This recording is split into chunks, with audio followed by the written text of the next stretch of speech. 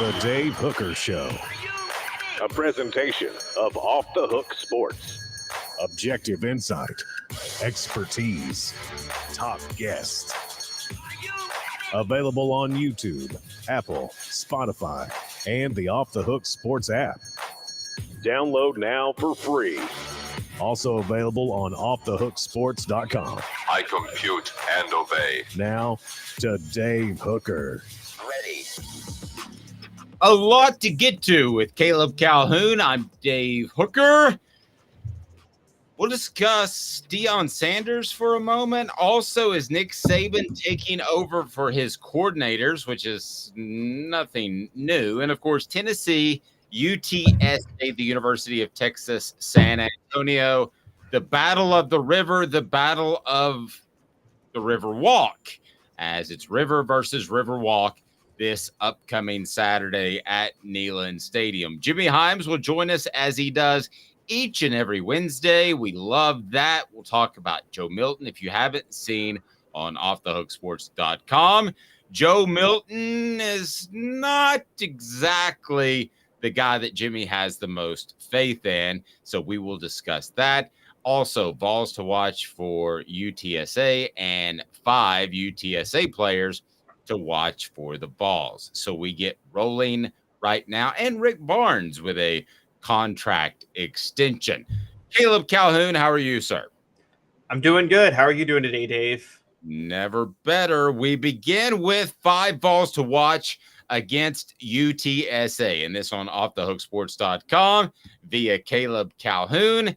And let's count them down. So number 5 will be, and then I'm going to add in whether or not I think they bounce back and have a fantastic game after I'm looking through. Yeah, most of these guys didn't have a great game against Florida. So the guys to watch, I think essentially, I don't want to put words in your mouth, Caleb, but it's guys that need to bounce back from a subpar performance against Florida. Is that safe to say as far as guys to watch?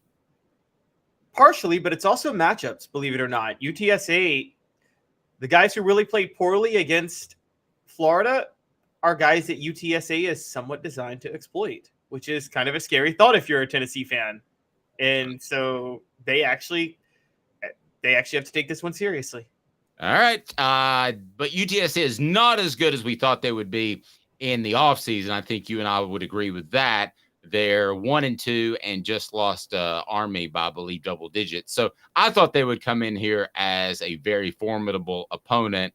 I don't think that's the case, but goodness knows that Tennessee's not playing at its best. So if I think this player bounces back, you'll get a Hank Kingsley. Hey now. If I think that he won't, then you'll get a Tracy Morgan. That's crazy. All right, number 5. Who is it, Caleb Calhoun? It is Andres Carrick.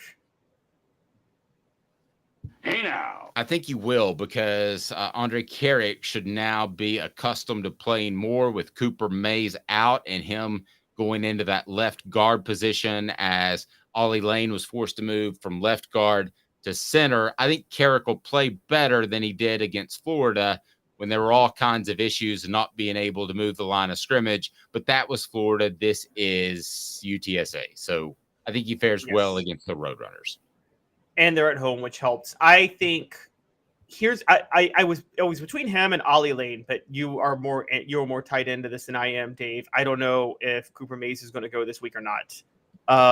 But I will say that Texas San Antonio, they give up less than 3 yards a carry on the ground. They got a top 25 rush defense. So the interior of the offensive line is going to be tested again because Carrick and Lane played awful last weekend. It's between those two, and I don't know how much Lane's going to play. That's why I went for Carrick at number 5. I mean, I understand the yards allowed, but you're talking about Houston Army and who was their middle opponent. Suddenly it escapes me. I don't who. Well, they haven't played. Here, we'll go ahead and you can go ahead and pull that up while I get to the next one. So number 4 would be Texas State. Sorry. Texas State, yeah. So I don't think that this is a football team that has proven itself by any stretch of the imagination, but better, certainly better than we thought. Number 4 is Kamal Hadden. I have tried my absolute best to be supportive of Kamal Hadden and his endeavor in college football, but That's crazy. I'm just I'm off the bandwagon. I mean, Danico Slaughter is a better player, should be back. I just don't see that Kamal Hadden is a number 1 cornerback, even though he has to be a number 1 cornerback if it's not Slaughter. Last week wasn't really his fault, though. I mean, I know, look, everybody's mad about that non-tackle that was made. That was some of the worst tackling Tennessee gave up on that touchdown run. Kamal Hadden wasn't alone in not tackling on that play. But I got to say that I thought the secondary was largely fine last week. Again, it was the rush and lack of staying in their lanes on the edges that really cost Tennessee in the first half defensively. I don't know if he'll bounce back, but I think he's going to be matched up with Joshua Cephas, who is UTSA's top receiver, who is a deep threat. I don't know if Danico Slaughter, I don't know why he missed last week, but it just seems more likely that Kamal Hadden's going to be responsible for that this week, which is why I put him on here. Joshua Cephas, no relationship to Hank Williams Jr., Bo Cephas. Number 3, Joe Milton III, Tennessee's quarterback. Hey now. I have no question that Tennessee's going to put him in position to play well. And if they don't, then you've got big time concerns about not just falling to 9 or 8 wins, but falling to 7 or 6. If he doesn't play well against UTSA, we're having a whole different conversation on Monday. Yeah, I mean, was there any doubt that Joe Milton was going to be on this list? Obviously, he's going to be crucial in this game. And I'm just looking for, Dave, I don't know where you are, but I'm just looking for those crossing routes, those slants, those passes over the middle. What's the touch on the ball when he makes those throws, and also the timeliness of his throws. Those are the 2 big things for me right now. The command of the offense, that's going to return. He's not playing in the Swamp. He's playing at Neyland Stadium. It's going to be a lot friendlier crowd. He's not going to have the same issues that you had in Florida. It's going to be the timing and the accuracy. Is there anything else? The timing of the throws and the accuracy over the middle. Is there anything else we're really missing with him? No, you're hoping for Clemson.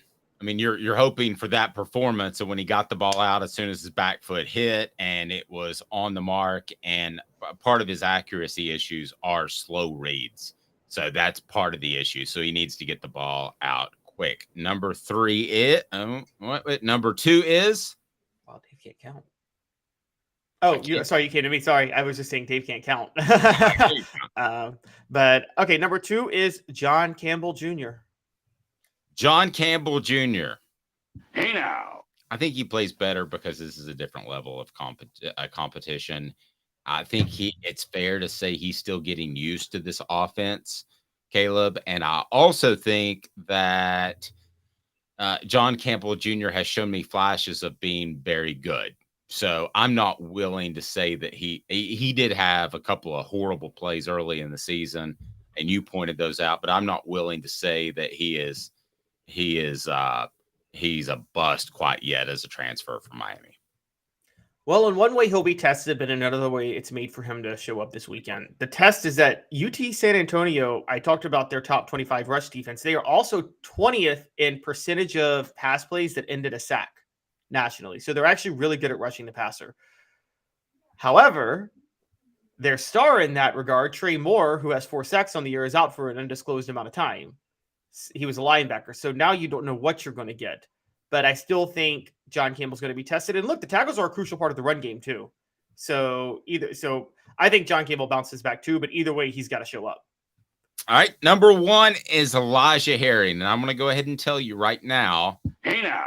He will play really well for one of 2 reasons. One, you'll see UTSA try to attack Tennessee horizontally. Now, he's seen that against a better opponent in Florida, so he'll be more adept at that. Not crazy about his physical ability to get sideline to sideline like some of the other players that Tennessee had, such as Keenan Pili, who's hurt, or maybe an Arian Carter, who they think is going to be an outside linebacker, and that's fine. I understand that. But Herring has seen it before, and if they just go straight up more of a typical offense, not constantly attacking the flats and the outside, I think that plays to his game as well. So out of this, you've got him number 1 of players with things to prove. I think he is the most likely to play really well on this group. Wow, you think he's more likely than John Campbell to play well?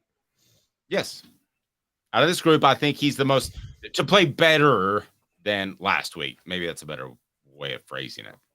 Okay, no, that I could get with that. I think he's going to play well. I do. I'm with you. I think he's going to play much better this week, and he looked pretty good against Austin Peay, if you remember. And so and also UTSA has some injury issues at quarterback right now and on offense in general that favor Herring because the mobility is not going to be there.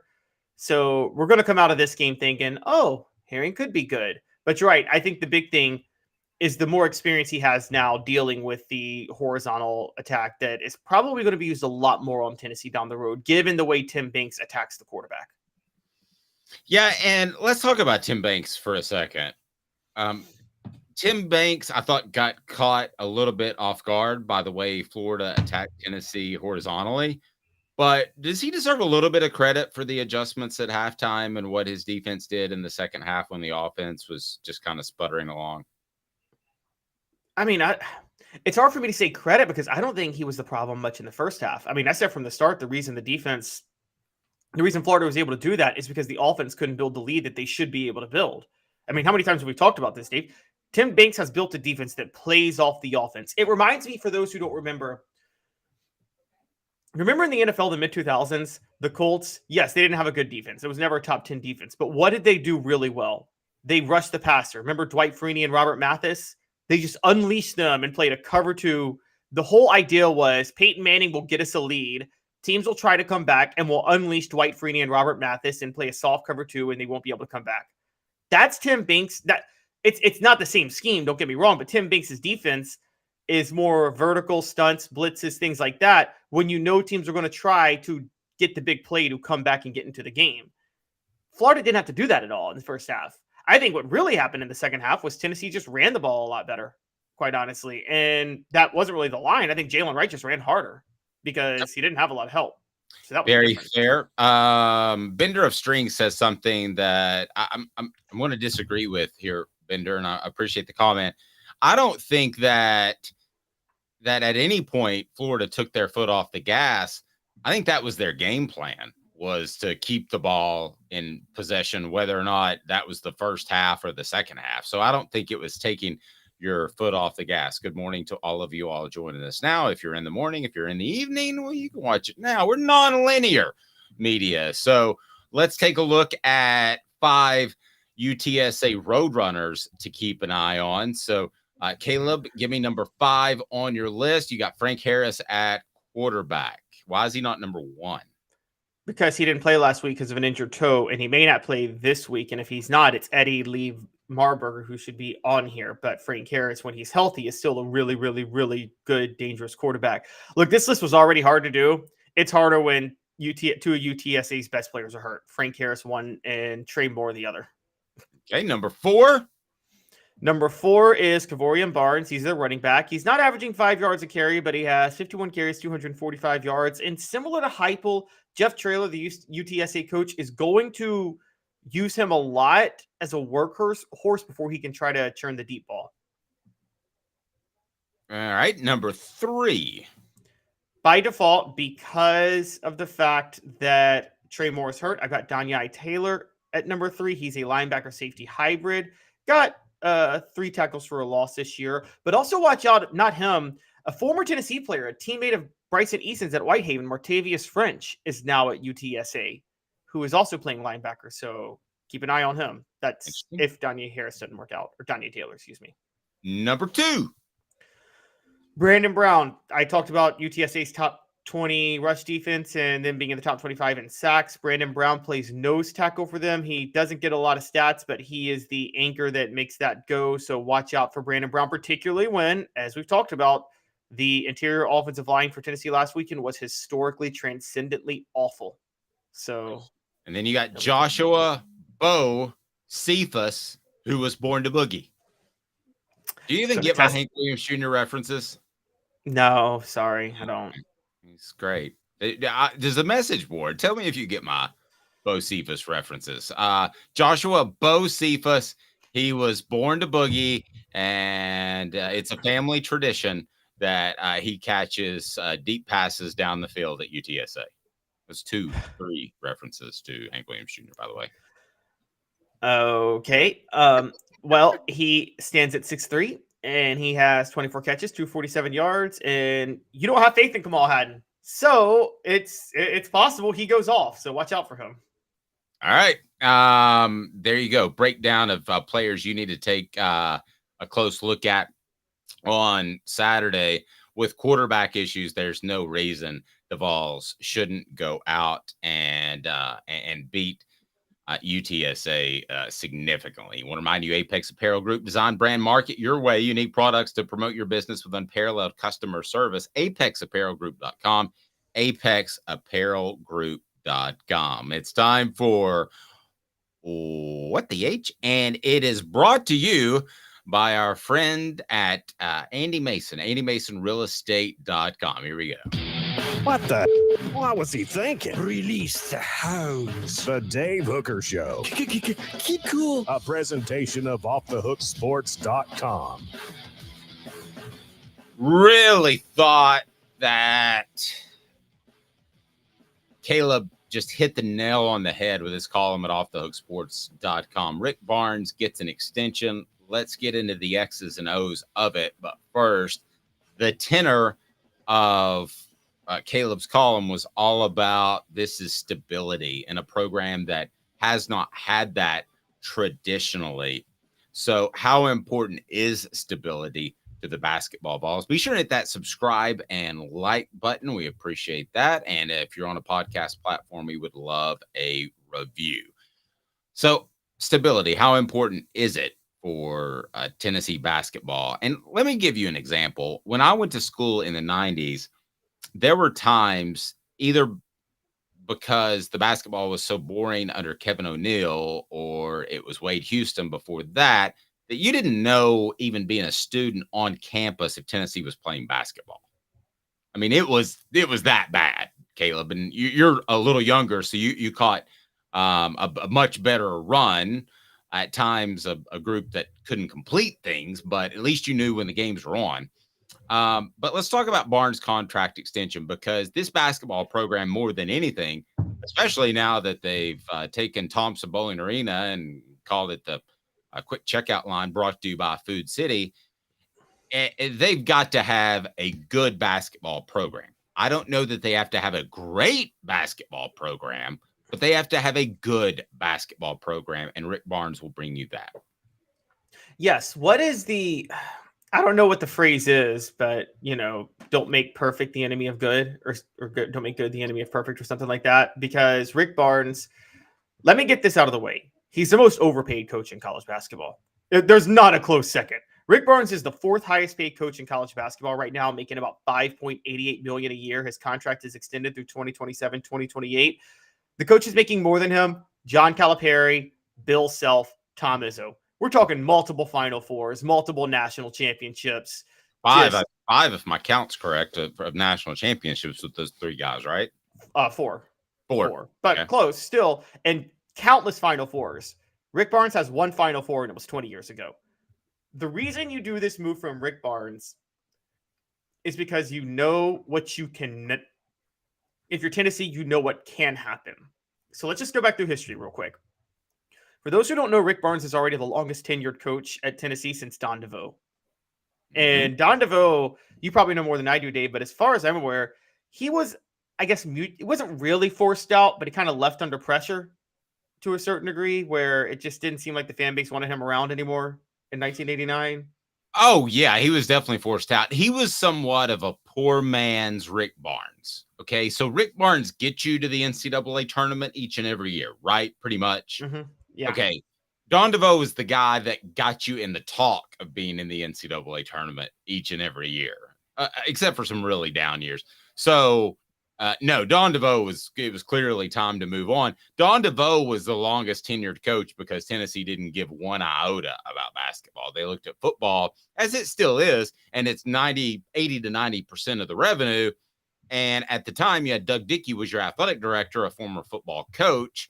So he was focused on that. So they could have gotten just about anybody to average 18 to 20 wins, and he would have hung out a long, long time. What you're seeing now is a guy that averages getting into the NCAA tournament, and that's good enough to stay around for a long time. Is that good for Tennessee fans? Should that suffice? Should you be okay with that? Let's go through history real quick. Since Don DeVoe, between Don DeVoe and Rick Barnes, no coach lasted more than 6 years at Tennessee. 2 were fired for NCAA violations. One just stupidly lied about it and wouldn't have gotten fired. And we're obviously talking about Bruce Pearl, who's had the most successful run, even beyond Rick Barnes, since Don DeVoe. And the other one was fired after 1 year because of it. So, and that's who Rick Barnes took over for. So 2 fired for NCAA investigations. You had Wade Houston, who was just a terrible coach and a disaster and was hired just to get Allen Houston. You had Kevin O'Neill, who is, as you point out, ran the most boring system imaginable and also said some really offensive things a lot of times. You had Jerry Green, who decided to trash his own fan base because he just, again, rolled the ball out, let him play, but did inherit a lot of Kevin O'Neill recruits and secured a class himself. You had Buzz Peterson, who was probably I'm sorry. Do you know I can do a really good Jerry Green impression? Oh, really? Do it. Yes. Okay, ask me a question as if I'm Jerry Green looking back on my career. Why did you blow a 9-point lead to North Carolina by jacking threes in the second half? Well, I'll tell you, we're all ready for Brendan Hayward, and we got him in foul trouble. And then Julius Peppers came off the bench, but still, it's a pretty good team. And I guess if you don't like it, you can go to Kmart and rent a movie. They don't rent movies at Kmart, but he actually said that on ball. He told Tennessee fans they can go to Kmart. Yes. In terms of character, he told them to bleep off, basically. Yes, exactly. In terms of character, probably the best person they hired was Buzz Peterson, but Buzz Peterson is your classic case of a former athlete who can't coach because he's a former athlete. Travis says I sound like Andy Rooney. All right. And then Bruce Pearl, and then the one I missed was Quanzo Martin, who, I mean, look, I'm not saying Quanzo was a great coach, but I understand Tennessee fans. I still thought there was a lot of pressure, and that was just a bad situation during the 3 years Quanzo was there. You ever wonder why food's so expensive? That's Andy Rooney, who, by the way, Jerry Green never cursed me out, but Andy Rooney did. And Caleb's too young to remember, but he was the guy who, I won't do it anymore, Travis.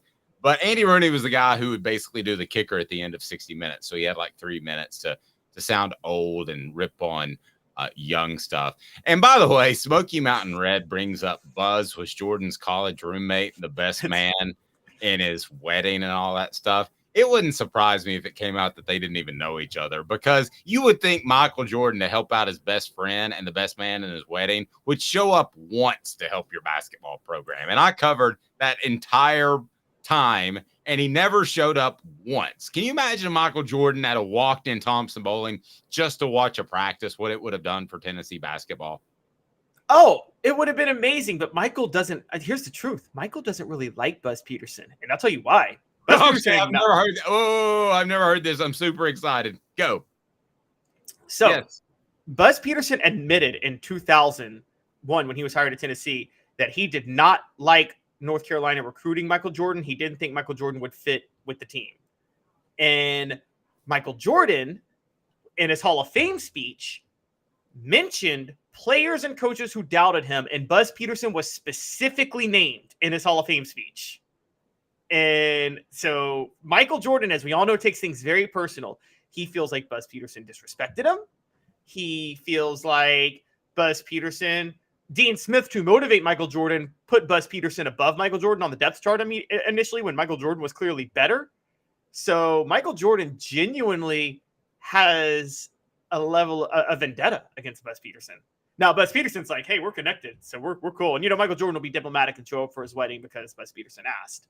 But, yeah. So do you think Tennessee stands by Rick Barnes until Rick Barnes is ready to retire? Or do yes, you think because or do you think they say that just making the tournament's not enough?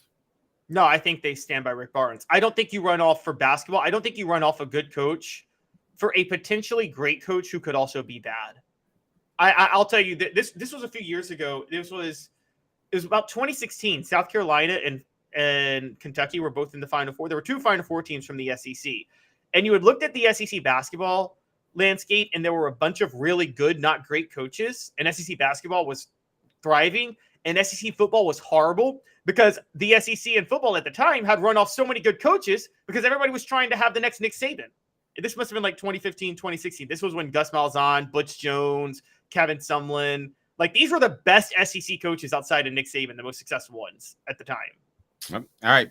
Why Jimmy Hyams does not believe that Joe Milton can take the Vols to the promised land. And he wrote that column on Off the Hook Sports on Monday. We'll visit with him next.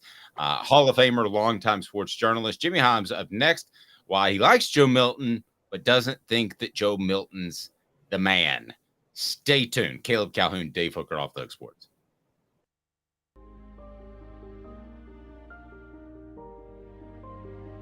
Our family has been creating one-of-a-kind pieces of jewelry in West Knoxville since 1986. Each piece is a combination of unique processes that bring your idea to life. Every day in our shop, a truly special item with a story all its own is being manufactured in our facility, bringing the history and family sentiment into a whole new generation of life. We're grateful that you chose us to be Knoxville's best jeweler, a title that we value and respect. Because to me, being a jeweler and owning a jewelry store are not the same thing. I'm Rick Terry. I'm a jeweler, and we want to be your jeweler. Kingston Pike and Campbell Station Road in the heart of Farragut, and downtown on Gay Street right next to the Tennessee Theater. Hi, Mike Davis here with City Heating and Air, reminding you to always dare to compare. Our team provides quality local heating and air service, installation, and maintenance across East Tennessee. We use only the best equipment like American Standard heating and air conditioning for your residential, new construction, or commercial needs. Honesty, dependability, and customer satisfaction have been the cornerstones of our business since 1961. City Heat and Air. Dare to compare. These mountains hold and defend a spirit far better than moonshine. A drink that holds flavor that becomes necessity. A hard cider made and relished by folk who are as hearty as they are legend. A refreshment that can only be found in one place. With a taste that makes you say, give me 3 bottles of the good stuff. Tennessee Cider Company, where necessity can be found. Objective coverage. Hey, that's new. If we get caught, we're going to jail. The Dave Hooker Show, a presentation of Off the Hook Sports. YouTube, Apple, Spotify, and the free Off the Hook Sports app. I'm going to need to see some identification. Back to Dave Hooker. Welcome back. Welcome back with Caleb Calhoun. I'm Dave Hooker. As coming up on the program, sorry, had a little board issues. Coming up on the program, we will discuss a little bit of Nick Saban. Is he taking over? And I'm going to ask the question. We asked this before as far as a national championship question. Will he ever win a national championship again in Alabama? I think the question is worth asking, especially with some reports that he's kind of running things on both sides of the ball, which I think shows a lack of confidence in his coordinators. Is he ever going to win an SEC title? I mean, how about that question, especially with Texas and Oklahoma coming into the SEC, more so the Longhorns, of course. And the biggest concern for the Vols, not named Joe Milton. We'll get to that with Jimmy Hyams as well. And then you're going to see here in a little bit that Caleb and I vehemently disagree on something, and that's Deion Sanders. So portions of the program brought to you by our friends Campbell, Cunningham, Taylor, and Hahn. Look at me, no contacts. That's absolutely right. And no glasses as well. Enjoy life better when you see better. Local vision service for LASIK, cataract surgery, and regular eye examination. Go to ccteyes.com.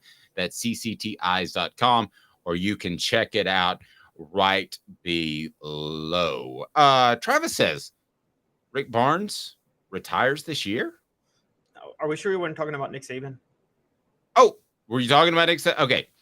Well, Okay, who's most likely to retire after this year, Nick Saban or Rick Barnes? Oh, honestly, I think Nick Saban's going to be coach until he's 85 or 90. I think he's going to be. I think he's going to go out onto the field on a wheelchair and coach. I'm going to be honest with you. So Rick Barnes, but I think honestly, I think Rick Barnes will too. Look at Rick Barnes, Dave. Do you see any? There's age, and then there's age. There's like age, but then there's people that are 80 that you could see 20 years left in them, and then there's people that are 60 and you think they're on their last leg. I think Rick Barnes is the latter. I really see Rick Barnes could probably coach until his late 80s. He looks like he's in great shape. No, and a lot of those basketball coaches are able to do that. Same for Nick Saban. A couple of things that I wanted to throw out there as we wait Jimmy Hyams' connection. There are a couple of throws, and help me clarify on this comment.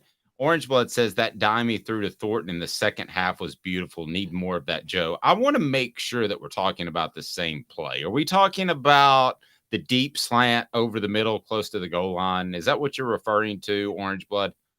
No, I actually know what he's referring to. There was the play. It was right after that where Thornton wanted the pass interference and it was incomplete. And then right after that, it was a beautiful third down throw over the middle that Thornton caught that got Tennessee down into the red zone. And they didn't convert because it was that 4th and 1. But that was the thing that was good about Joe Milton, and we keep underrating this in the game. His sideline accuracy and his vertical accuracy is so much better than it was 2 years ago. It's the touch he's putting on the ball and the command of the offense that are still issues. But the actual accuracy, Dave, that is a lot better than it was 2 years ago. There's no denying that at this point with Joe Milton. That his accuracy is a lot better than it was when he first started against Bowling Green 2 years ago. Yeah. Go back and watch tape from that game. No, I'll take the homework into consideration, but I think that it's better, but it's still not good enough. You had brought up one point. Well, I don't want to get caught up in that, but there are a couple of plays, the Dante Thornton deep slant, and then there was one play, was it against Virginia with Ramel Keaton, that I thought that was underthrown. So sometimes, I've heard television commentators or even a completed pass that everything is great with Joe Milton, when in reality, it hasn't necessarily been, because if you lead those players out a little bit, they score. All right, Jimmy Hyams joins us now. He is a Hall of Famer. He's fantastic, and he wrote what I think is one of the best pieces that's been on Off the Hook Sports, which isn't saying a lot. We've just been around 16 months, Jimmy, so don't take too much for that compliment. But it's just exploding.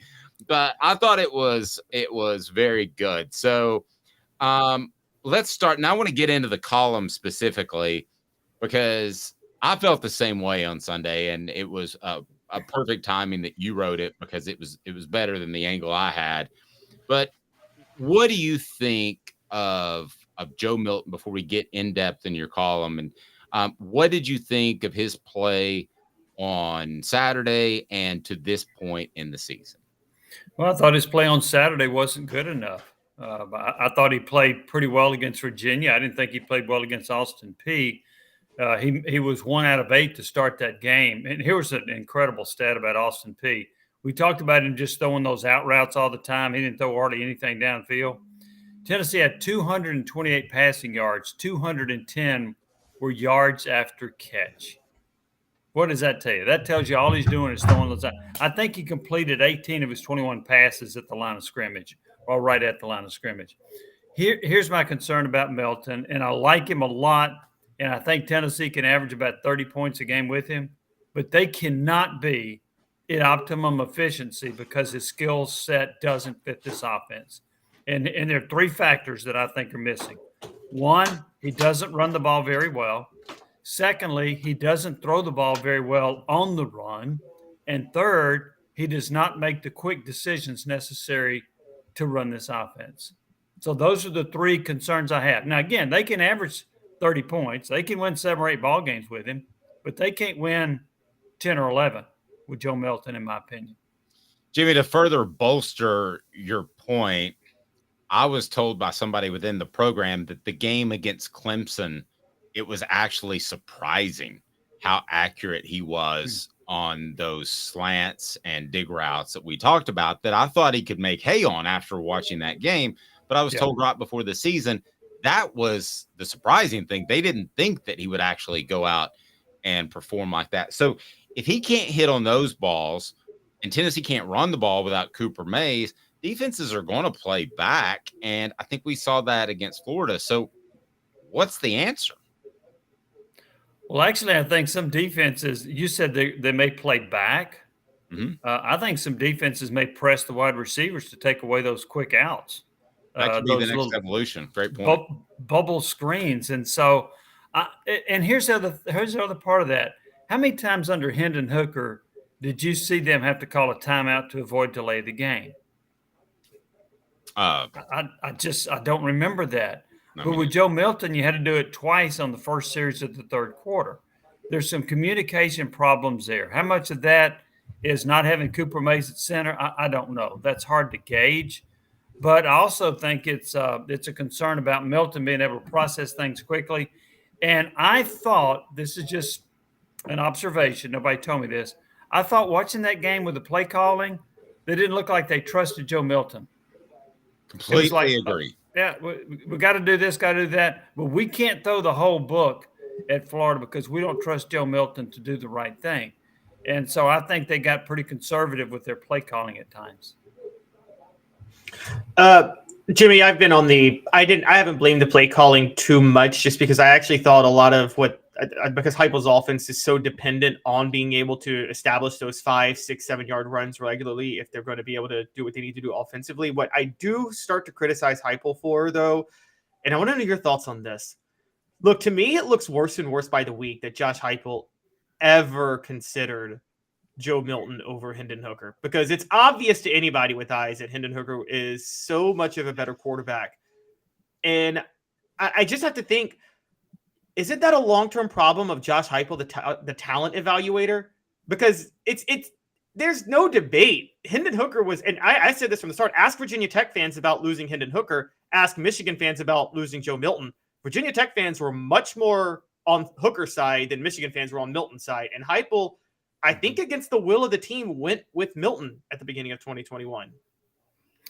I can't say it was against the will of the team. I don't know that. I do know, and I was surprised at this, that a lot of the media covering Tennessee said that the challenge between Milton and Hooker wasn't close. That's not what I saw. And now, look, people fell in love with Milton's arm. You'd sit there and watch him throw an 80-yard pass. Okay, great. It's not so great if it's not caught and it's 80 yards over or 20 yards over the receiver's head. But here's the other part of that. When Tennessee decided to go with Milton over Hooker, I talked to Pat Ryan, who went to a lot of practices, and I said, who would you go with? He said, Hooker. I said, why? He said, he's more consistent and the offense moves the ball better when he's at quarterback. And then the staff went with Milton. Now, I don't know all the reasons why, other than I know he's got a great arm. Maybe they saw the ability to stretch the field better with Milton than Hooker. But, Caleb, I'm kind of in your camp. When you look back, it's like, how in the world could they have chosen Milton over Hooker, other than just the fact he's got a cannon for an arm?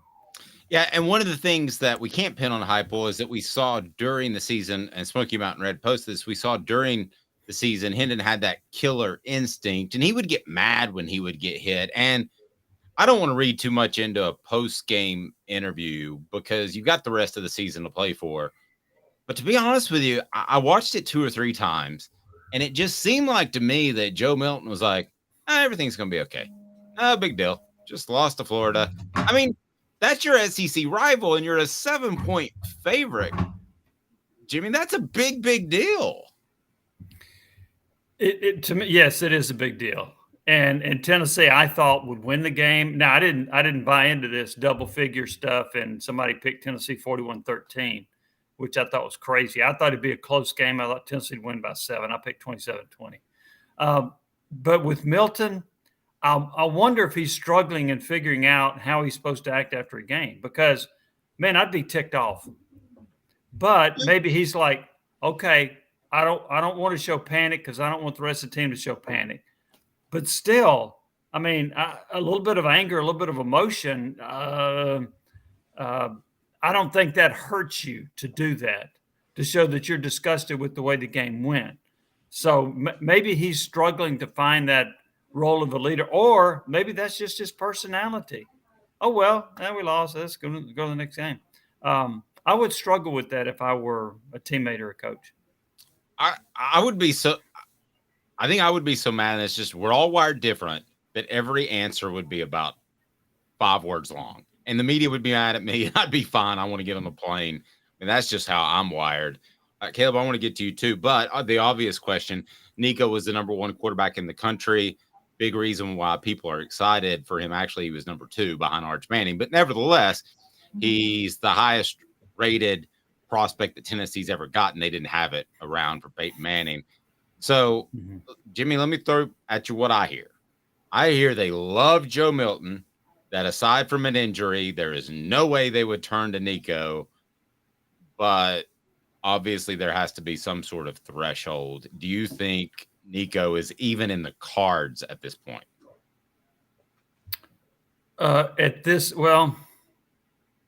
It's hard to say the way you phrased it, at this point. I think they want to stick with Milton. Look, if they have to go to Nico, that's bad news, right? That means that Joe Milton's not playing very well and the team's not doing very well. Mm-hmm. The part where they are not going to go to Nico at all this year, I'm not buying that. I'm not buying that at all. It depends on how Joe Milton plays. And if Joe Milton struggles and can't move the team and can't score points, they're going to make a change. So I don't buy into there's no way they'll make a move unless Milton gets hurt. But as far as right now, I don't know that they're ready for that. We heard Joey Halsley talk about how he felt like Milton played well against Florida, that he was operationally good. Obviously, they felt like he played better than I did. So I think if Milton struggles in the next couple of games, they're going to go to Nico Iamaleava, and they may go to him by game 6 or 7 if Milton struggles a lot and Tennessee has trouble scoring. If Milton plays against Texas San Antonio like he did against Austin Peay, I mean, that's just not good enough. So you're looking at a 6-6 season. You might be. I mean, I'm sitting there thinking, well, I wasn't going that low. I was thinking 7-5, 8-4, but it's possible. I mean, you start looking at a lot of these teams. I thought, well, okay, I'm pretty confident Tennessee's going to beat. I'm not so confident that they're going to beat some of these teams now.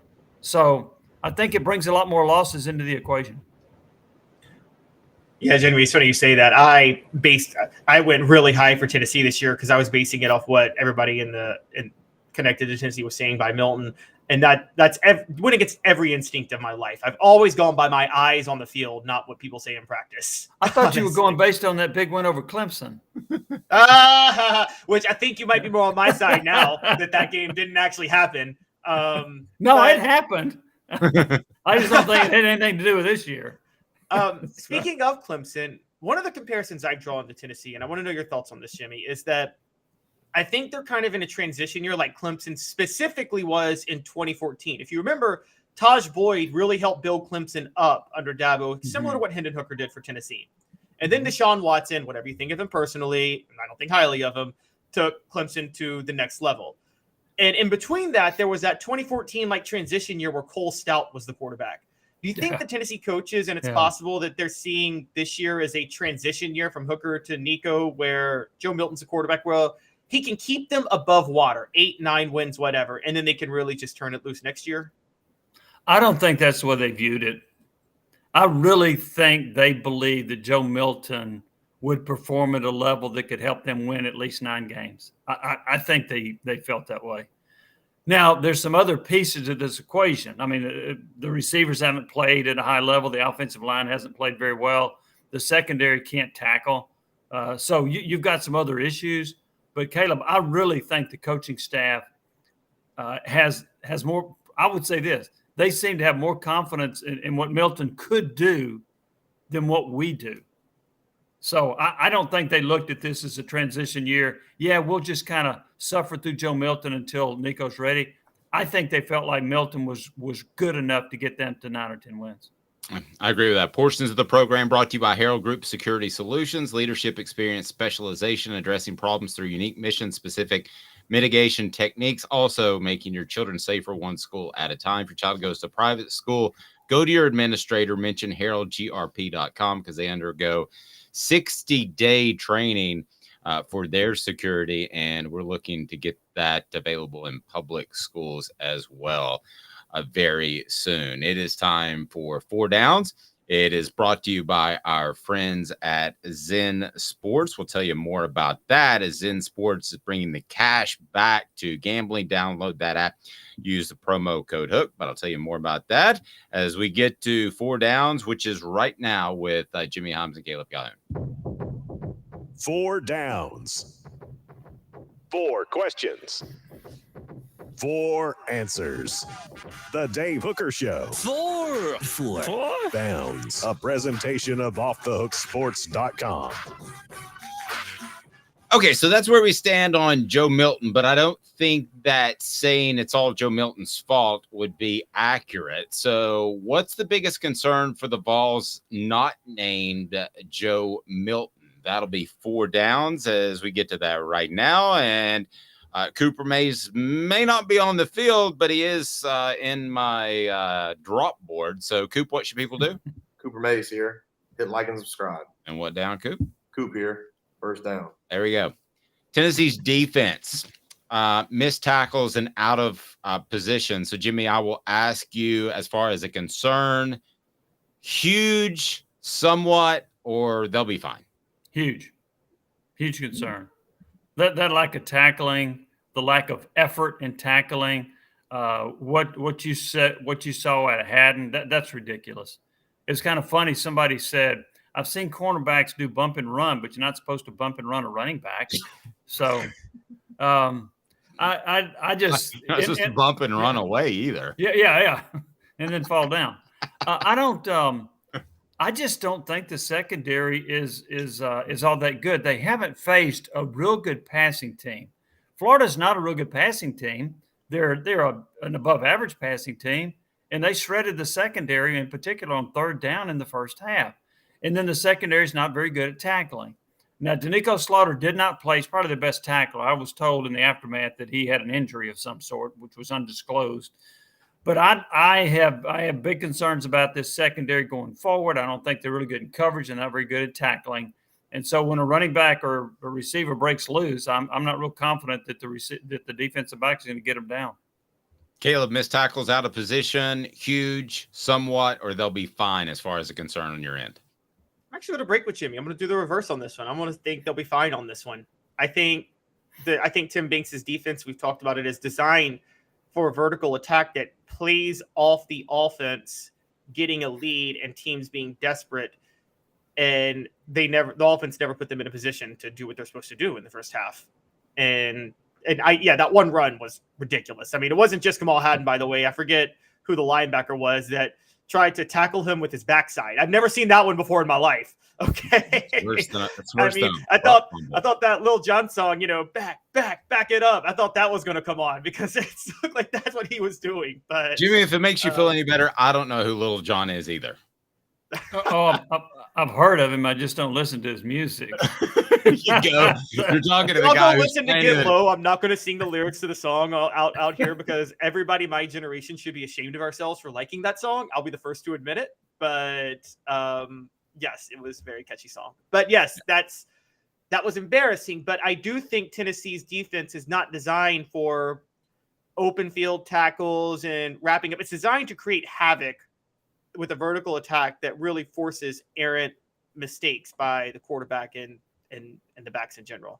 I thought we were talking about defensive backs. Did I miss that? Oh, I thought he just said defense. Did he say defensive backs? I said, well, I think that I said Vols defense missed tackles and out of position. So kind of all under one roof. Okay. But I see where both you guys are coming from. Well, I would go more toward the middle on that. I think that, and I was focusing on the secondary. Maybe I just had that in my mind. I think the defense, I think the front four is pretty decent. I think the linebackers are all right. I think they didn't have a great game. But as far my huge concern is the secondary. Overall on defense, it would be more middle of the road, but the secondary to me is a huge concern. Okay, we're trying to keep Joe Milton out of this part of it, and it's going to be difficult to do on this one. We're going to try. Coop, what down is it? Cooper Mays here. Second down. Communication. Nobody's mentioned the fact that there is a new offensive coordinator in place. Cooper is out. So part of it's got to be Joe, right? But communication in general, and they don't get Dylan Sampson in the game, the pre-snap confusion, just communication on the offensive side, huge, somewhat, or they'll be fine as far as it's concerned. I'm gonna go somewhat because I think that's easily fixable. But here's my concern about that. That I don't see that being an issue when they play at home. But when they go on the road in a hostile environment, like Gainesville is, like Alabama is, I have concerns about their ability to deal with that. And if you look at it, even a year ago, they struggled a little bit. Now, somebody said, well, yeah, it was against Georgia last year. Look, Georgia's defense was phenomenal, so I don't think it was just crowd noise. But I do think the crowd noise on the road has had an impact with communication with Tennessee. I think they had 5 illegal procedures against Florida. They had several against Georgia last year. On the road, that offense – now, Missouri didn't have any fans, so it doesn't matter. But on the road, that offense struggles a little bit. Caleb, huge somewhat, or they'll be fine as far as communication? I'm with Jimmy. I'm going to go somewhat, and I think it's a road thing. And, again, Tennessee – Jimmy, I talked about this last year. Georgia and South Carolina were really the only hostile environments Tennessee faced last year. And they lost both of those games. And then Florida this year, there's an underlying issue of Tennessee and hostile environments with this offense that Josh Heupel's got to figure out. The only one I think they played well in was Kentucky in 2021. 4 Downs brought to you by Zen Sports, the new sports book in Tennessee, revolutionizing the way you earn sports betting rewards. I would go somewhat as well on that. That means no more deposit bonuses that turn into deposit nightmares on Zen Sports. What you see is what you get, and you get their cash rewards program and a lot of cash. For a welcome bonus, earn an unlimited 5% cash back on your betting volume for your first 15 days when you sign up with promo code HOOKED. That's HOOKED. Unlimited 5% cash back. Keep betting, keep earning with up to 3% cash back on your betting volume every month. And after that, refer friends to earn a percentage of their betting volume as cash rewards too. Zen Sports bringing the cash back to Tennessee. So if you bet big on sports, you want to be betting Zen Sports. Zen Sports betting just got better. Gambling problem? Call 1-800-889-9789. Must be 21 and over and in Tennessee to bet. What down, Coop? Tennessee center Cooper Mays here. Third down. Thank you. Tennessee's receivers not developing. Jimmy, that is a huge concern, somewhat of a concern, or they'll be fine. I'm going to go somewhat. I've been disappointed that Dante Thornton hasn't developed into the player I thought he would. I think the coaching staff was very high on him in the spring. He's the Oregon transfer that's 6'5" and has great speed. I think Squirrel White has played really well. Keaton has been pretty average. McCoy, I think they need to target him more. Now, I'll say this. He's been a heck of a blocker. He's done a really nice job in that phase, so he's a complete receiver. But I think he needs more opportunities to catch football. Caleb? I'm going to go huge because I think Tennessee's offense is actually built around the receivers more than the quarterback. And the way the coaches thought was we have NFL receivers, so even if Joe Milton's a little inaccurate, think Dante Culpepper throwing to Randy Moss back in the day. Dante Culpepper was a terrible quarterback, but he got away with it because he had some good receivers to throw to. And I don't think the receivers have been able to bail out Joe Milton from his mediocrity this year, which they thought he would be able to. I'll say 2 things. I think Squirrel White can create yardage on his own through passes that Joe Milton doesn't have to be a lead on down the field. Mm-hmm. And I think there are times that you throw it to Brew McCoy even when he's covered because I think he's a big physical guy and he's going to be able to make plays. What down, Coop? All SEC center Cooper Mays here. 4th down. Tennessee's offensive line, huge, somewhat, or they'll be fine. Where do you rate that as a concern, Jimmy? I'm huge right now. I'm too. Now, okay, first off, I think they lost their 2 best offensive linemen from a year ago. I thought that Darnell Wright, who was the number 10 pick in the draft, and then Jerome Carvin, I thought they were their 2 best. Now, they had some other pretty good linemen, but I thought those are the 2 best. Now you've been without Cooper Mays. Who knows when he's going to come back? The head coach kept saying – he kept hinting that he was going to play against Florida, which I thought was a disservice to Cooper because now the fans have reacted negatively toward Cooper, calling him soft and other things because he didn't play because they thought he was going to play because the coach said he was going to play. So anyway, I don't think that the other offensive linemen have played that well. I'm concerned about the right tackle. I'm concerned about one of the guard positions. The left tackle, John Campbell, I think he's pretty good, but he's been pretty good. He was pretty good against Virginia and Austin Peay, which are terrible. I didn't think he was so good against Florida. So I think that's a big concern. Caleb, huge somewhat, or they'll be fine? Somewhat right now, because I think this offensive line will take a big leap forward when Cooper Mays is able to get back at center. I haven't seen too many issues at right tackle, funny enough, with Jeremiah Crawford, but huge long-term, because look, Tennessee still hasn't found enough offensive linemen for 2024, and that's a problem. Jimmy, I'm going to let you out of here. Sorry to keep you so long, but the one thing I did want to ask, this is a complete, just out of left field. Somebody asked me about, I'm not reporting this.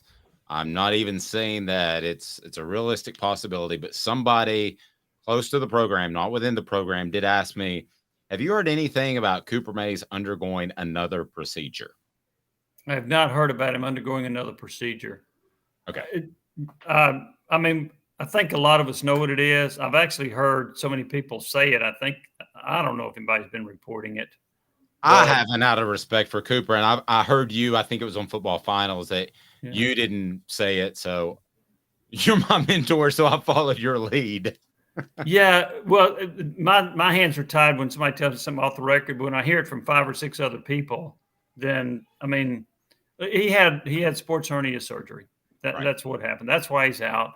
And hopefully he can come back. So I do think he makes a difference. I think he's a good football player. I think he helps them as far as the communication. I think he helps them as far as making sure everybody's lined up properly. And so I think that the offensive line can take a step forward with him. But the line otherwise has not performed at the level that I thought against. And like, I'm gauging it against Florida. Virginia is so bad and Austin Peay is so bad. I can't really say, oh, look how, Campbell ran this guy up into the stands against Virginia. Okay. What'd you do against Florida? I didn't think the offensive line was good at all against Florida. And that is my primary gauge. Jimmy, but I've not heard about another procedure with Cooper, though, by the way. I haven't either, but now that you say it, I've heard the hernia was actually, and I think you and Josh Ward, your cohort, didn't you suffer hernias while we all worked together? Yes, I had hernia surgery. Yeah, and I couldn't play a game for 4 weeks. I know Jimmy couldn't block it. I blame soul, but I was told it was in 3 different spots. So I've never had a hernia. I don't know what that means. But the next question we're going to ask you, but Jimmy, I'm going to let you out of here. But I do want to just real quick, if you had to say yay or nay, Alabama will win an SEC championship under Nick Saban, yes or no? Because that's what we're going to do in the next segment. But you would say. This year or ever? Ever. I'm going to say he will not win another one. Ooh, that's hot. Reacting. I didn't agree with you. Well, let me explain. How old is he? He's 72. Mm-hmm. Who's his quarterback in the wings that you think is going to be able to win an SEC championship? Who is that guy? He doesn't have him. So I think he's going to retire within a couple of years, and I don't think he'll be better than Kirby Smart. So I don't think he's going to coach till he's 80 years old. Yeah. So I think he's going to coach a couple more years, and I think that's it. And I don't think he'll win a title within the next 2 years. Jimmy, yeah, that's awesome. Jimmy, you're very generous with your time. Have a blessed day, sir. We appreciate it. Thanks, guys. Appreciate it. Y'all have a good day. Jimmy Hyams on a Wednesday. You can't beat that. I'm going to share with you why I think that Nick Saban's SEC championship days are done as well. Caleb's going to call me Mr. Overreactor 90 seconds. Candace, I was really heavy into the drug culture. I was selling drugs. I was just constantly in pain. I was missing like a good support system in my life. Candace has given me everything that I need in order to successfully have a wonderful recovery, in order to have a life that I didn't even know was possible. And it's not just about me anymore, and I love that. I absolutely love it. You can take your life back. Call Cadis today. With all that sun, sand, and salt water, the beach is a very relaxing place. Unless you wear contacts. Ow! Open your eyes to the best the beach has to offer with LASIK vision correction from Campbell Cunningham Laser Center. Sports Treasures in North Knoxville is one of the South's largest sports cards and memorabilia dealers, featuring over 10 million sports cards from vintage to modern. Sports Treasures carries a full line of hobby boxes, singles, autographed memorabilia, Tennessee Vol collectibles, fan cave decorations, and so much more. See a museum full of collectibles at Sports Treasures, 4819 North Broadway in Fountain City, and Sports Treasures on Facebook. Sports Treasures, where the real sports fan goes to shop. Welcome back. It's Caleb Calhoun. I'm Dave Hooker, as we're going to dive into a topic that Caleb's already making fun of me about, so maybe I can't even hang with him. It is time for today's tough question. Today's tough question. Take a side. Take a stand. The Dave Hooker Show, a presentation of offthehooksports.com. All right. Nick Saban. Caleb, first of all, let me find out if you and I agree that he won't win, just give me a yay or nay, multiple national titles at Alabama. You would agree with that, right? Yeah, he won't win multiple. Okay, I'm whittling down here. A national title at Alabama before he's done. Yes, because I disagree with Jimmy. He's going to coach till 80. Okay. So you're definitely saying SEC title. So that's what I wanted to get to. No, I'm not. No. When the SEC goes to 16 teams and the playoff goes to 12 teams, an SEC title will be harder than a national title in a year. Interesting. Okay. So today's tough question, we want to give you some backstory here and my thoughts. Today's tough question is, will Nick Saban win an SEC championship before he is done at Alabama? Yay or nay? Yay. I'll still go yay. Just by odds, I'll go yay. That's funny. You've kind of argued with yourself there. But anyway. No, I just said it. National title is more likely, but I still will give him one SEC title left. Okay. Backstory. You believe that Nick Saban is monkeying around with his coordinators, correct? Tell me why. Yes, and by the way, I have to tell you guys this. For everybody that doesn't like him, this is why we in the media will always give Lane Kiffin a pass and love him, because Lane Kiffin will honestly give you gold to write about. There's only a few coaches that do that, Dave, right? And Lane Kiffin is probably one of the best if you're a media member. And he basically said in the press conference the other day that he was asked, what's it like going against Steele's defense? And he basically said, it's more like we're going against Saban's defense. No, I'm not quoting him directly, but he basically said he thinks that Saban's calling the plays. Saban comes out and volunteers information, basically says contrary to what's been out there, Kevin Steele's our defensive coordinator. On top of that, there are rumors circulating right now that the move back to Jalen Milroe was a Saban move. And the move to Tyler Buckner and to bench Jalen Milroe was actually a Tommy Rees move, the offensive coordinator, so this is Saban saying to the offensive coordinator, you don't know what you're doing. I'm taking over the offense. And Lane Kiffin is hinting that Saban is telling Kevin Steele, you don't know what you're doing. I'm taking over the defense.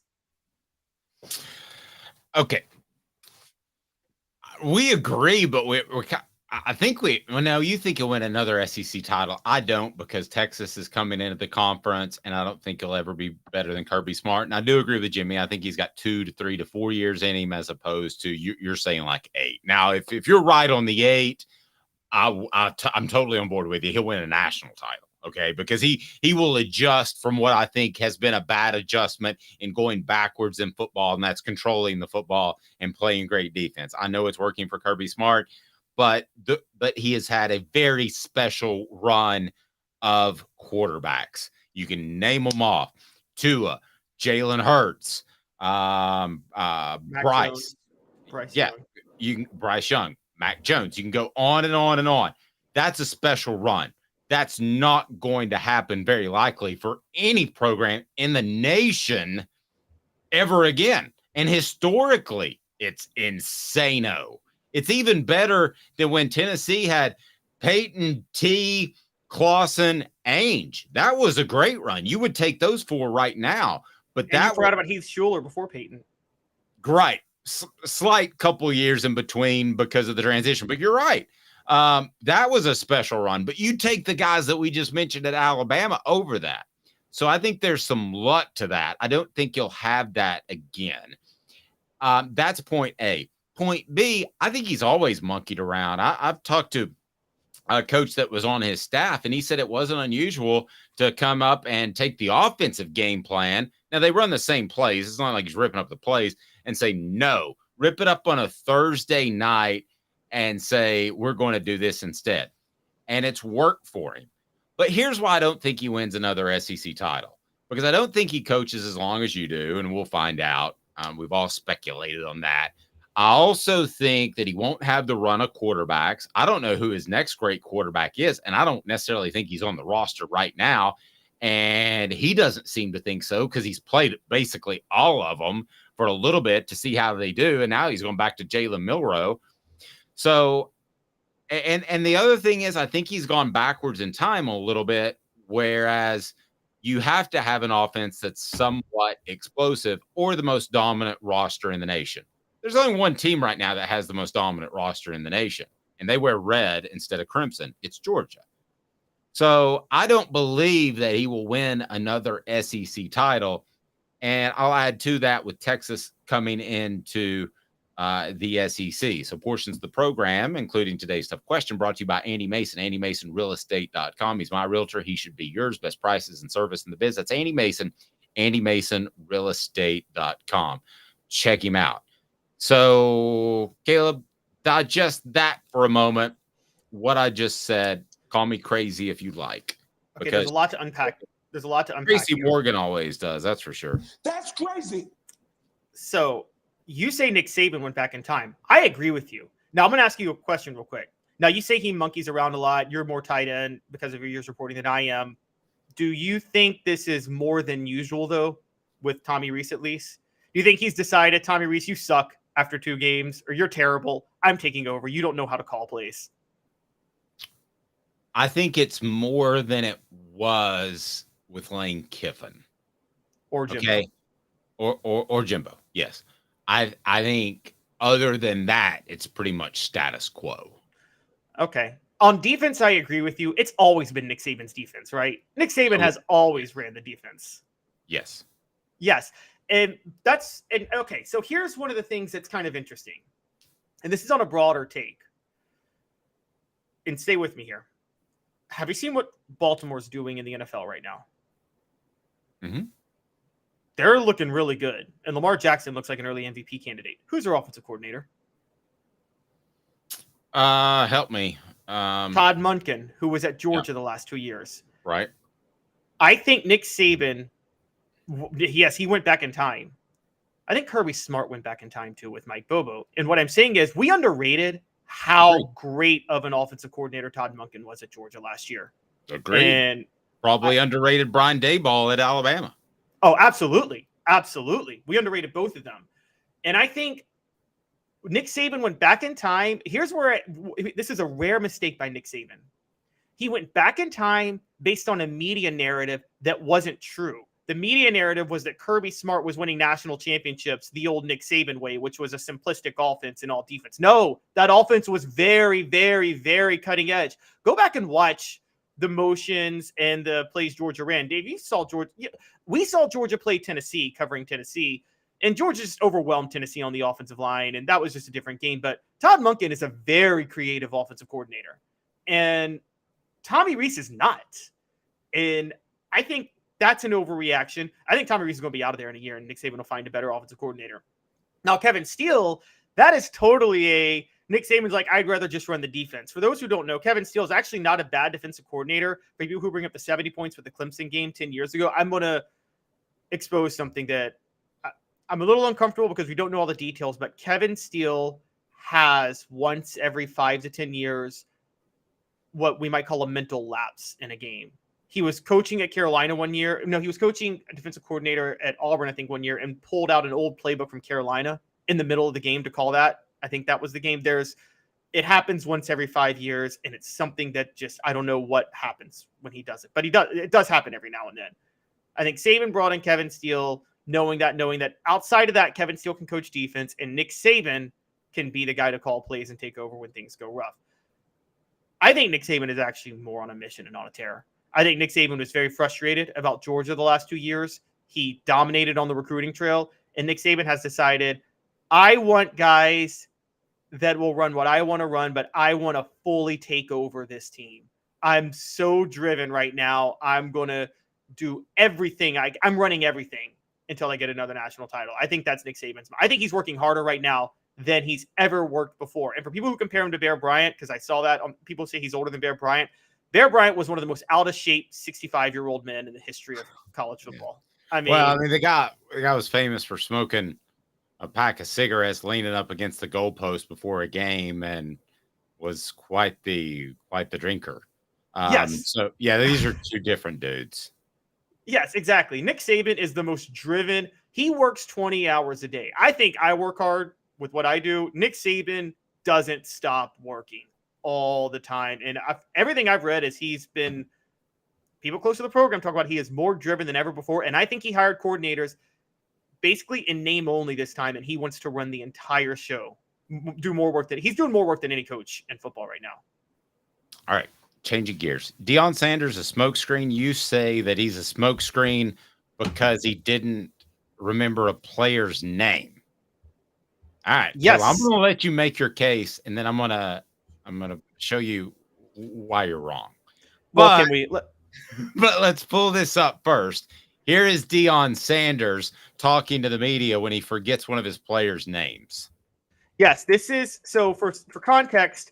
Hank Zelinskas was starting at center for Colorado because their first and second stringer went down in the game. And Deion was asked about how he played. Here's his response. And we got a field goal. Hey, Coach Carlos Bryant, DSM. Can you talk about Hank Zelinskas? He was the true freshman that got to start today at center. Hank Zelinskas. Oh, I'm sorry. I'm thinking Hank. Yeah, he got to start as a true freshman today at center. Can you talk about him? Sorry, that's all you needed. He didn't know who his center was. He did not know who he was. I have to be honest with you, I have zero problem with that. Because the roster turned over about 50% from last year. And the guys could go by nicknames. And I don't think that Deion Sanders is anywhere close to a traditional coach. I think he's there to raise money. And I want to tie this into a Tennessee thing that you guys might find interesting. When Tennessee hired David Cutcliffe because Randy Sanders didn't work out, I remember Philip Fulmer talking to the media after the press conference, the few that would hang out and continue to get a little more info. And he said, I see this evolving as me being a recruiter and a guy that is able to raise money. And I thought it was a very open moment for Philip to say that. And Caleb, I believe that this was a simple oversight. I don't think you would see it from a Josh Heupel, but I don't think it's an indictment of Deion Sanders that he is not going to have success, because I believe he will. I don't think that he cares as much about his players 1 to 85. I think he cares about the guys that are going to help him win. And I don't know that Hank Zelinskas is part of his long-term plan in Colorado. I'm totally going to push back. Now, I want this out there before I say what I'm about to say. I've not been one of those, Deion is breaking with traditions of college football. I think there's a lot of college football fans upset at Deion because there's new fans who don't know a lot about college football watching the sport now, and they don't like how little those new fans know. Guys, accept it. That's life. I want things I follow to have more fans, and I'm sure you do too, Dave. Okay, and I can just tell you, when I moved to DC and a lot of hockey fans tried to get me to get into hockey, I got into it, and then all they did was lecture me on how much I didn't know, and I got sick of hockey fans doing that. So I'm like, you know what? I'm never watching hockey again. Accept it when you have casual fans who may not know as much about the sport, and Deion's doing a great job bringing those in. This is a big deal because I do think he'll have success this year. Can he have success long-term, though? And here's what I mean by that.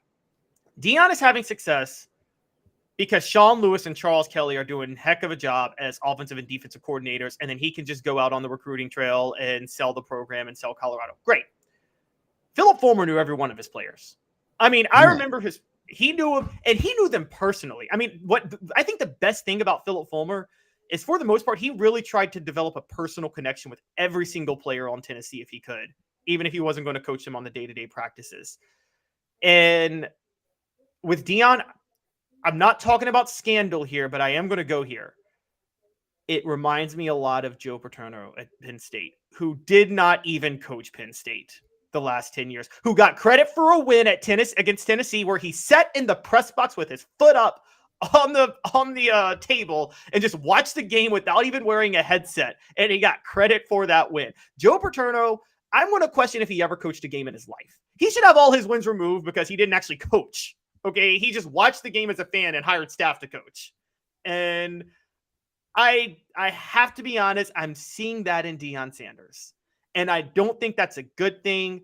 I think that, again, I've always held Joe Paterno before the scandal with disdain because I felt like he was just a mascot at Penn State. And he had as much power as the head as the Queen of England or King of England has right now. Okay, just a head of state without a title, without actual power. And it seems like Deion Sanders is just head coach in title, but not making any executive decisions for Colorado. That's my guess. Well, you're not quite as old as me, so I would say this. I think Joe Paterno was a much better coach than maybe you're giving him credit for. Now, towards the end, you're absolutely right. When he had his leg propped up at the what bowl game was it? Outback Bowl. The Outback Bowl, and that I was at. I mean, it clearly that was not. I mean, that was not him. I mean, I think he was better than that. But ultimately, I think Deion Sanders is going to make this work long term because I think NIL in the state that it is not going to change. Travis says, I love that Deion is a mascot. Makes perfect sense. Maybe. And I don't think he can X's and O's with anybody on Tennessee's staff. I don't think he can X's and O's with most of the SEC coaches. And I mean assistant coaches too. But I think he can recruit. I think it's about players. It's about the Jimmies and Joes, not the X's and O's. And he has gotten Colorado on board to hire assistants and provide NIL money that has changed the game in Colorado and made them relevant. So does he win national championships? I wouldn't be surprised if he does at this point. Now, is he a little goofy and does he rub people, especially in the South, the wrong way? Certainly. Although Southerners watch that game. Did you see the stats and the ratings? Like it was Deion, like Southerners were watching Deion more than they were watching SEC games on Saturday. It was a great stat. I mean I just don't see how he can fail at this point. Now, the way he can fail is if he starts losing these really good assistant coaches. That's where I was going to go. If they have great success because of the talent he's assembled and Washington State comes calling for one of his coordinators and they want to be a head coach, they might go to Washington State, but then he goes out and he tries to replace him with another one. Here's the other thing to remember. Shedeur Sanders and is it Travis Hunter, I believe. I mean, those are big monster gets, and Sanders is his son, and eventually those guys are going to go off to the NFL, and he has another son that plays and then a son that's a videographer. But I don't think it's just about his son. But I'll say this. Shedeur Sanders, if you haven't watched him play, if Tennessee has Shedeur Sanders, they're every bit as good as they were last year, maybe better on offense. I mean, he is an incredible talent. And I'll be honest with you, I didn't watch Jackson State. I didn't know that, but I can watch Shedeur Sanders for roughly 3 minutes or 8 plays and tell you that he is very, very good. Light on his feet, has good pocket presence, knows when to run, when not to run. Don't be surprised if he's the number 1 pick in the NFL draft one day because he has size too. So he's not going to have Shedeur Sanders forever. So then I think the quarterback position becomes an issue. But with what he's done, Sean Lewis might get a job after this year. The offensive coordinator. I would hire Sean Lewis right now if I were about half the SEC. No, I agree. And what happens when look at Ed Orgeron, and I'm not saying I think Deion Sanders is a lot smarter than Ed Orgeron. Like I think Deion Sanders' IQ like laps Ed Orgeron's like 5,000 times. Okay, but I will say, the minute Steve Ensminger left and Joe Brady left, look at what happened to Ed Orgeron in LSU. And you're saying that can't happen to Deion at Colorado? No, it can. But Travis also says he leaves when his son does. This is a guy at Jackson State who said, I'm eventually going to leave. Like, and no coach says that. During your tenure, say, I'm eventually going to leave for a bigger and better job. I want to build something here. And he did. So far, he said at Colorado, he's been blown away and he loves it there. And he never even thought he would be there. And I know this is a honeymoon period. Don't be surprised if he's at Colorado long term, because that's going to turn out to be a pretty good job, because NIL, you can recruit people to there. They were able to recruit out of Compton back in the day because a lot of parents want their kids out of Compton. That's why Bill McCartney won a share of the national championship in the early 90s. So don't be surprised if he stays there long term. And I don't think he's going to the NFL. Why would you come to the SEC that's going to be tougher? If the Georgia job opens up tomorrow, they're not going to call Deion, first of all. But if they did, would you take that job? No, in particular, if you can recruit out in Colorado. All right, hot take. I'm about to trigger so many people. If I got a choice between living in Colorado, Alabama, or Mississippi, I'm living in Colorado. I'm sorry. It's so much nicer than Alabama or Mississippi. Come at me, SEC fans. I don't care. Okay. When Deion said he was looking when he was at Jackson State, it's because he was in Jackson. Jackson or Boulder? Dave, where are you going to live? Well, I mean, I would live in Boulder over Jackson. I haven't been to Boulder. I've been in the Denver airport. It looks beautiful. I've heard it's fantastic, but I will say this. I mean, at the end of the day, I would rather live in the South. Now, there are places in Alabama that I wouldn't want to live, and there are places in Mississippi I wouldn't want to live.